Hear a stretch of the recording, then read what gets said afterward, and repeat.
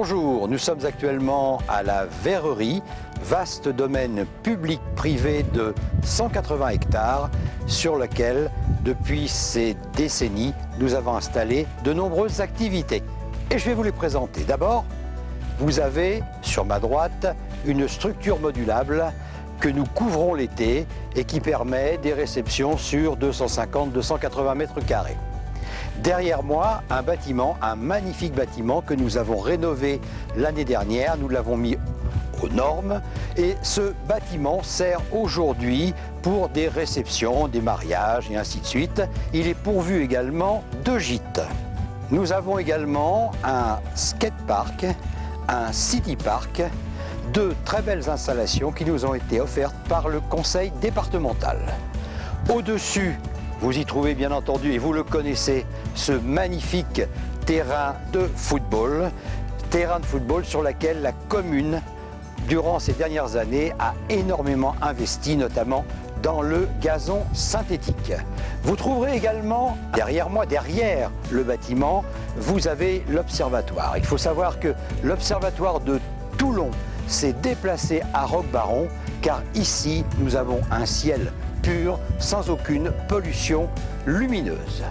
Puis, nous allons monter dans la colline pour découvrir des installations, une chèvrerie qui a été construite par la commune. Nous avons choisi parmi de nombreux candidats un chèvrier. Je crois que nous avons fait le bon choix, puisque en plus de son activité, elle a installé une ferme pédagogique. C'est un petit joyau également sur notre propriété.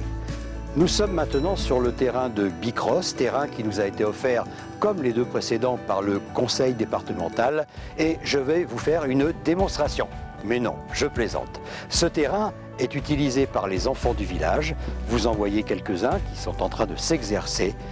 Et il nous manque sur ce terrain, et nous allons y remédier, un bâtiment afin que l'association dédiée puisse y stocker son matériel, puisse réunir ses adhérents.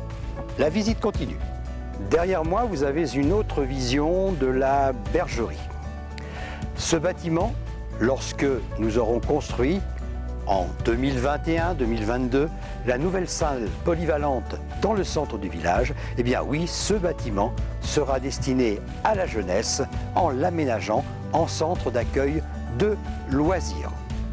Vous le savez peut-être pas, mais l'ensemble de ces terrains regorge de vestiges qui témoignent de l'activité de l'homme au début du siècle dernier.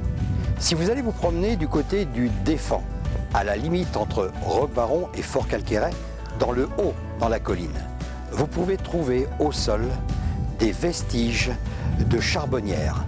Les charbonniers de l'époque construisaient avec des branchages, avec de la terre, des monticules dans lesquels ils produisaient le charbon de bois. Mais plus près de nous, juste derrière moi, vous avez la reconstitution sur un lieu qui était destiné à la production de l'huile de cade. Vous avez donc un four à cade. Et dans la colline, si vous cherchez bien, vous avez en coupe des vestiges de four à chaud. Voilà, notre commune regorge de vestiges et bien d'autres encore que je vous présenterai plus tard. À tout à l'heure.